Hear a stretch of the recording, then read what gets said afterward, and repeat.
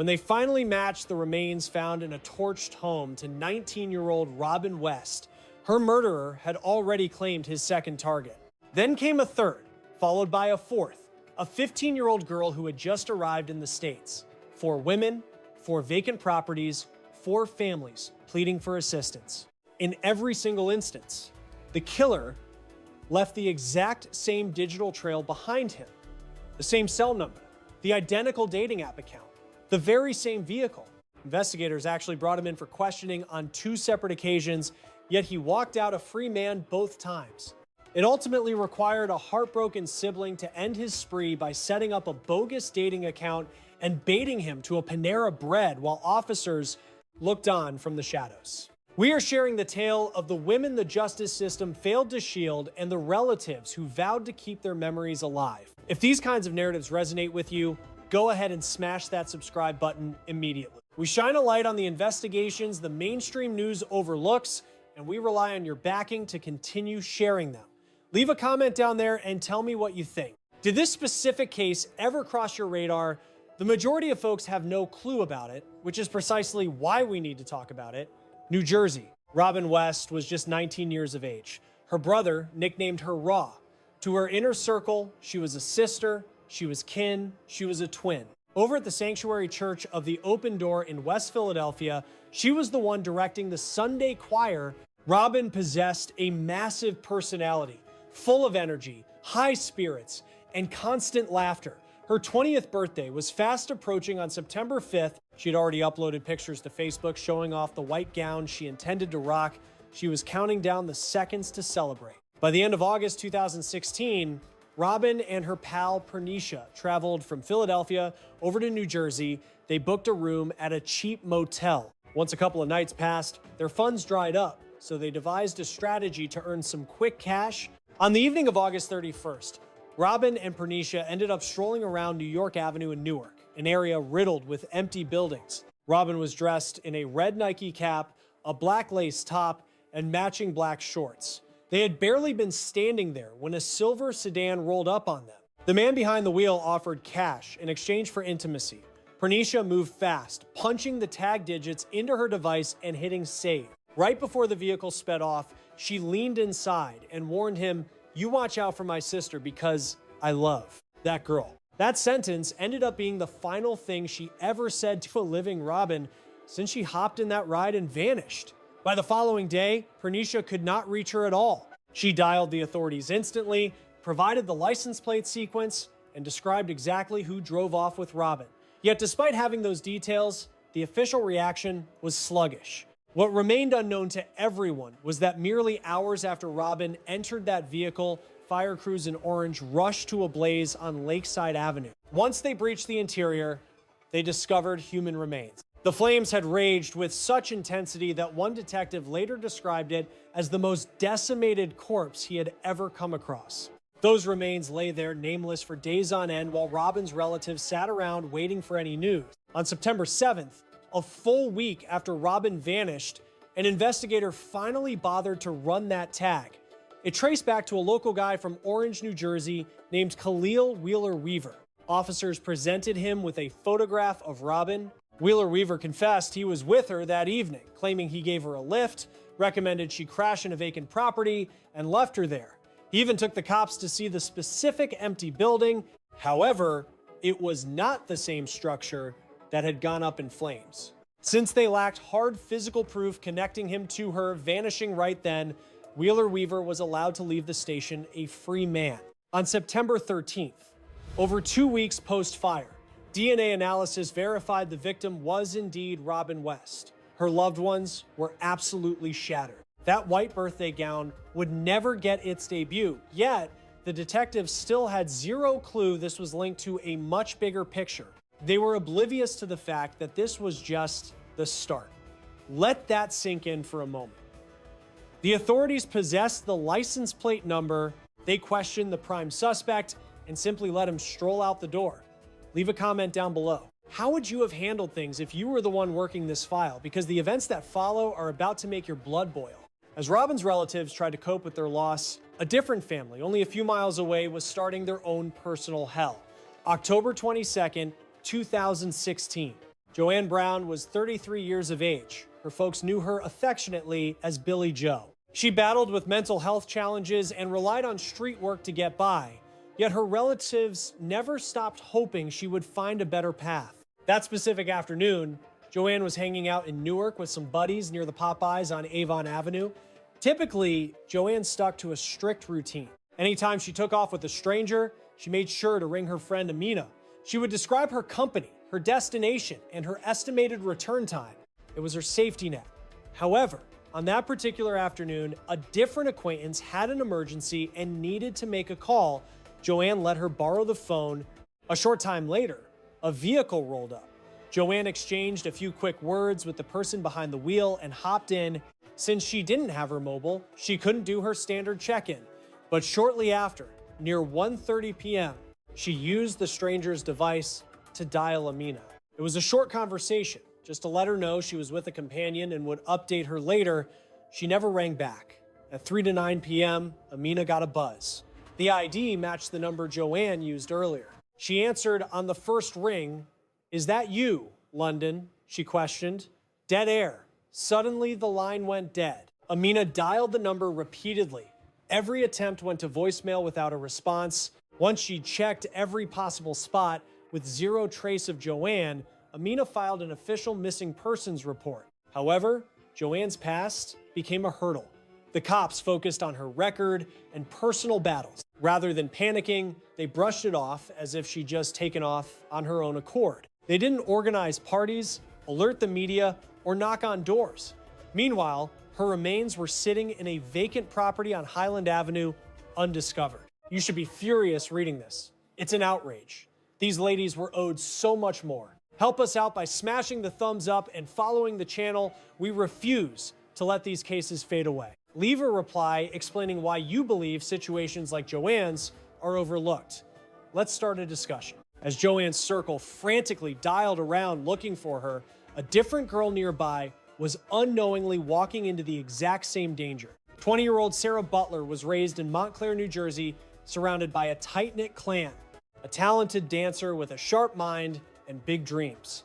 Back in 2016, she was a second-year psych major at New Jersey City University. Once she settled into the dorms, though, Sarah had a hard time bonding with people. She was frequently isolated. November 2016. The turkey dinner was right around the corner. On the initial day of the holiday recess, Sarah's mother headed to Jersey City to get her. Sarah was thrilled to be heading back to her childhood house. That night, Sarah requested the keys to her parents' blue Dodge van. Her hair was styled up high, featuring a distinct red weave. On her way out, she mentioned she was hanging out with a pal. Sarah was a trustworthy kid. She never missed a curfew. However, that specific evening, Sarah failed to return. After she ghosted their messages, the family went to the authorities and started hunting for her themselves. Neighbors pitched in, printed posters, and checked houses. Eventually, an acquaintance spotted the van. It was dumped in the rear of a defunct plant. Law enforcement showed up. Sarah's sibling and her buddy Lima also rushed over. Cops started sweeping the car, yet they missed the obvious clue. The sister spotted it immediately, a tiny speck of crimson on the pavement by the door. A piece of red weave, identical to the style Sarah was rocking. Lima tracked her gaze before she could say a word. Then Lima let out a shriek. Discovering that hairpiece shifted the entire case. The sister and Lima realized they couldn't just idly hope for news, so they kicked off their own detective work. They raced back to the house and booted up Sarah's computer. Lima had the login code. They combed through her inbox and social media, hunting for clues about her whereabouts. Samantha, another pal, came to help. Next, they accessed her tagged profile. That was a trendy hookup site back in the 2010s. It was simple for people to mask who they were with bogus accounts. Immediately, they spotted a fresh chat log, a back and forth with a handle called Lil Yacht Rock. This was among the final contacts Sarah made prior to vanishing. Samantha set up a fresh account with a stolen pic and a pseudonym. She shot Lil Yacht Rock a quick like. Then they sat back. Before we continue, verify that you are following the page. The upcoming details are shocking, so leave a remark. Was it smart for the family to take matters into their own hands, or should they have relied on the cops? Share your opinion.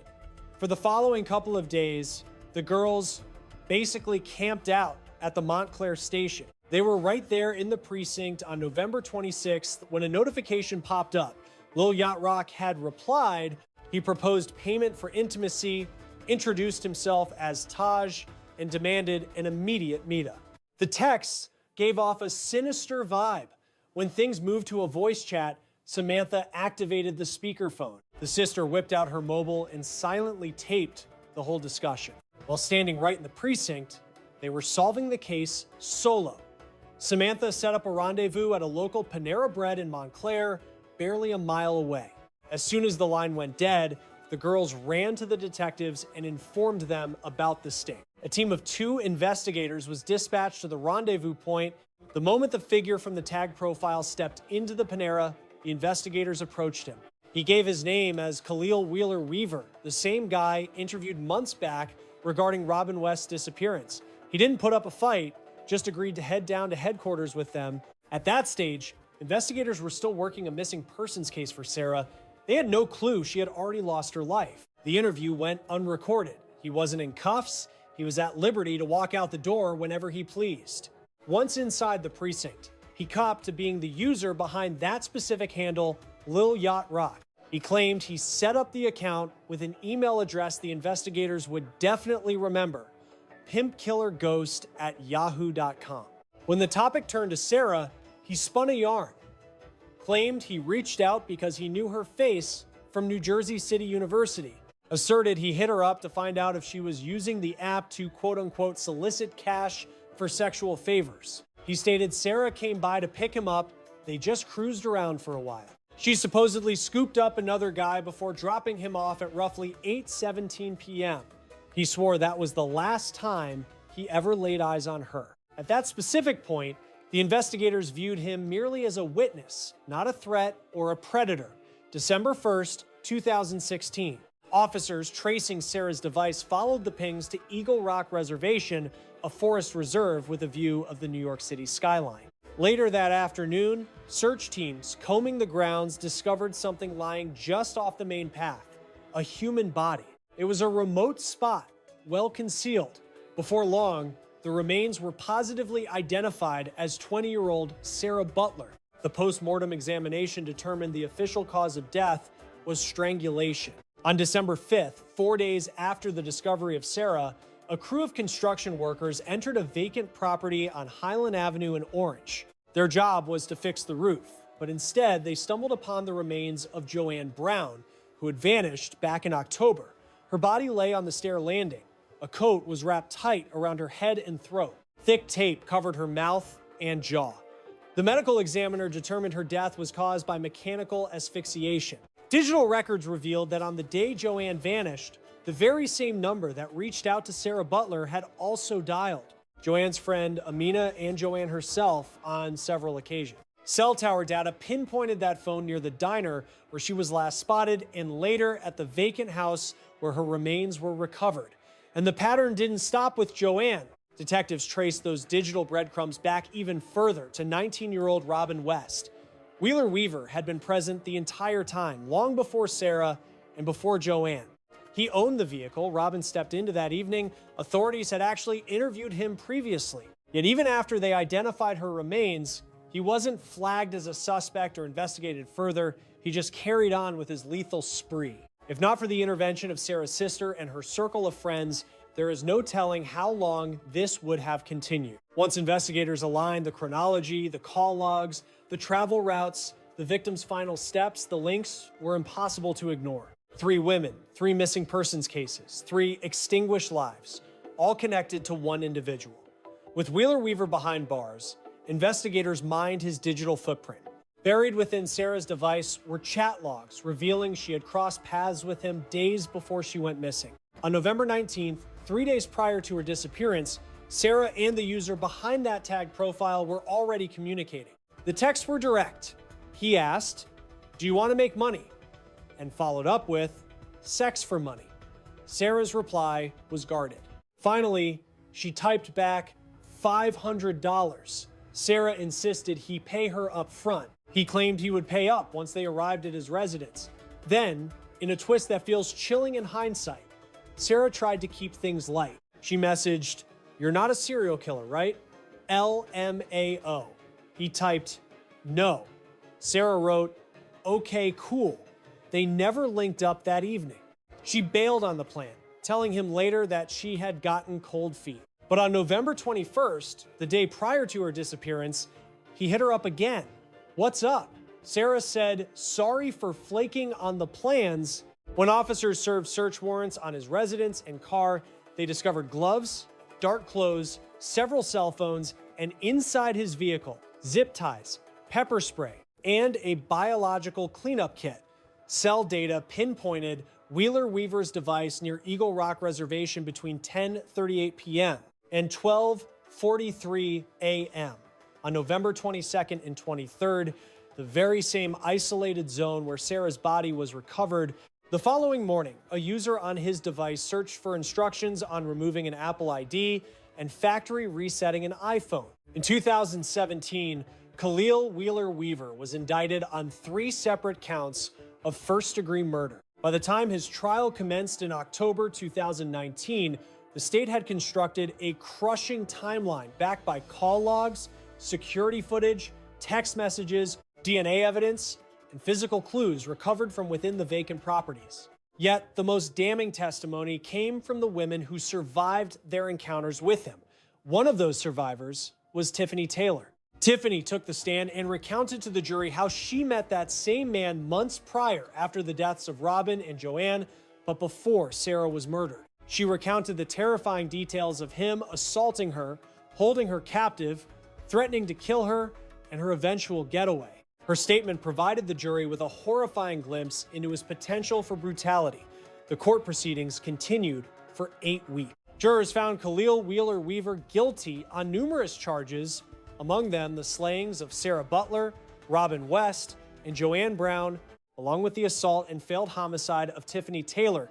The judge handed him a prison term of 160 years. However, the saga did not conclude at that point. In 2019, 3 years post-capture, a construction crew found a body in a West Orange forest. Forensics later confirmed the victim was 15-year-old Ma Doumbia. Ma had vanished in October of 2016 during the height of Wheeler Weaver's crime spree. A recent immigrant from Guinea, the teen was residing in Newark with relatives and settling into her fresh start. No harm should have come to her. Yet detectives discovered that, similar to his previous targets, Ma was approached via the tagged application. Electronic records revealed Wheeler Weaver contacted her on October 7th with a financial proposition. A few hours passed before he texted again to share his digits, the identical contact info utilized for the other women. Shortly thereafter, he Googled the route to her housing unit and headed straight for that location. GPS pings tracked a disturbing trajectory from Ma's block to the isolated zone where her body was ultimately found. Similar to the rest, she had died by asphyxiation. On March 31st, 2022, the state indicted Khalil Wheeler Weaver for a 4th homicide involving Ma Doumbia. She was barely 15. Just imagine that.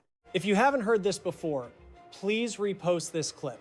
We must spread these truths, so drop a thought down under. What is the appropriate punishment for monsters hunting kids? Let me know your stance. By the time this saga concluded, Khalil Wheeler Weaver was found guilty of slaying Robin West and Joanne Brown, plus Sarah Butler, and subsequently accused of ending the life of 15-year-old Ma Doumbia. 4 bright futures stolen way too soon. 4 households abandoned to mourn the beloved daughters, sisters, and companions they lost. And 4 files that never should have needed such agony, coercion, or private detective work to get real attention. Those ladies were not ghosts. People cherished them. Relatives looked for them, pleaded for assistance, and denied that their girls just ran off. Yet repeatedly, authorities dismissed their worries. Police disregarded Robin West due to her being an outsider and because they judged how she lived, despite the fact that her pal provided the cops with a tag number right away. Officials ignored Joanne Brown before looking for her properly. This happened even after a buddy insisted she always phoned home. Ma Doumbia was merely 15, a literal kid. However, her vanishing failed to spark the urgent reaction it warranted. Even Sarah Butler, a university pupil with close relatives, faced hurdles getting swift police movement During that vital initial window, her kin were forced to start their own inquiry. They located the vehicle on their own. They accessed her computer and built a bogus account to entrap the murderer. Their histories were not the main link. Neither was their block, nor their decision. The connection was how authorities handled their missing status. Robin, Joanne, Sarah, and Ma merited safety well before detectives grasped the threat. They were owed the type of immediate focus that typically goes to a specific demographic of casualties. These files show the harm caused when guesses swap with deeds, when prejudice overtakes speed, and when at-risk ladies are neglected. Each life counted. All of them had people expecting their return. Not a single one should have been overlooked by the system. The world needs to hear their narratives. Not due to the guy who harmed them, but for the society that flopped on keeping them safe. And for the relatives who kept battling for what was right when nobody paid attention. Robin West was 19. She adored singing. She was anticipating her 20th year. Joanne Brown was 33. Her folks nicknamed her Billy Joe. Ma Dumbia was 15. She was new to the States. Sarah Butler was 20. She studied psychology and danced. People adored them. We recall them. They were significant. Let Robin West, Joanne Brown, Ma Dumbia, and Sarah Butler sleep eternally.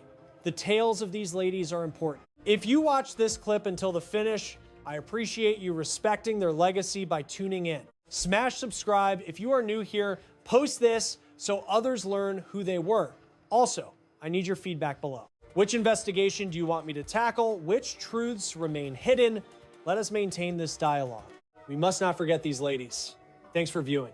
Catch you in the following episode. You better take care of my sister, because I love her to death. That was the final warning she gave the driver right before her best friend slid into the back seat of a silver sedan. She even keyed the tag number into her cell and dialed 911 right then and there. However, law enforcement just didn't move quickly enough. Robin West, Joanne Brown, Sarah Butler, Ma Dumbia, 4 women, 4 families, one system that failed them all. The families did not wait to be saved. They became the investigators when the system moved too slowly to protect their loved ones. These 4 women were not invisible. They had people who loved them, people who searched for them, people who refused to stop asking questions. What failed them was not a lack of evidence. It was the assumption that their lives mattered less because of who they were or how they lived. Every missing person report deserves urgency. Every family's concern deserves to be taken seriously, regardless of background, profession, or neighborhood. When a loved one goes missing, document every detail immediately. Who they left with, what vehicle, what time, and any contact info. If you plan to meet someone from a dating app, share the profile, username, and meeting location with a trusted person before you go every single time. Know the warning signs of online predatory behavior, pressure to meet quickly, offers of cash, requests to move the conversation off the main platform. If you feel police are not responding with urgency, escalate, contact supervisors, local advocates, or organizations that support missing and exploited persons. Support the families and foundations who turn their grief into change, because they are doing the work the system should have done first. Khalil Wheeler Weaver was sentenced to 160 years, but the verdict came too late for Robin, Joanne, Sarah, and Ma. Justice arrived after 4 lives were already gone. Robin's best friend handed police the license plate number within hours of her disappearance. It took investigators a full week to run it. Robin loved to sing and was days from turning 20. Joanne had a friend she called every time she left with a stranger. Sarah danced. Ma was 15, just beginning her life in a new country. They were not just case numbers. They were daughters, sisters, and friends, and they deserved better from the systems built to protect them. Remember their names, share their stories, and when something does not feel right, say something. It can be the difference between life and loss. Joanne had a safety routine she always called a friend before going anywhere with a stranger. That day, someone borrowed her phone. Her routine broke. No one acted quickly. Sarah's family filed a report, and then, when nothing moved fast enough, went out and found her van themselves. Ma Dumbia was 15 years old. A recent immigrant just beginning her life in America. Her disappearance did not spark the urgent response it deserved. The same phone number, the same dating app, the same car. The trail was there, visible, consistent, undeniable, but the dots were not connected in time. The suspect was questioned twice and walked out of the station both times while the pattern continued. It was not detectives who finally caught him. It was Sarah's sister and her friends, sitting inside a police precinct, running their own sting operation. They created a fake profile. They set the trap. They arranged the meeting at a Panera Bread 1 mile away and handed police a suspect ready to be taken in.